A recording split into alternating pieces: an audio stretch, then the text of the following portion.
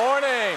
Thank you very much for joining us. And I'd like to get started with a few updates. iPhone, 5 million units. Fantastic. All new, incredible nano, amazingly thin iPod Touch. Over 3 million units. 200 million devices. 125 million. 300 billion. 28,000 per second. 160 million or 70 million photos. This number has continued to grow. A new version of iBooks. A really cool new reading option. I'd like to talk about the Mac.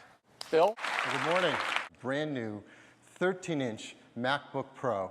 Incredibly thin. It has a Retina display. Mac Mini. You knew there'd be something called Mini in this presentation, didn't you? Dual or quad Intel Core i5 or i7. Up to 16 gigabytes of memory. Shipping today. It's the iMac.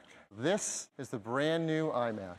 Just remarkable. Intel quad-core i5 or i7 Fusion Drive. 21.5-inch in November. The 27-inch iMac in December. These products are really cool. The 4th generation iPad. A6X chip. The Lightning connector for $499. This is iPad Mini. It's an entirely new design.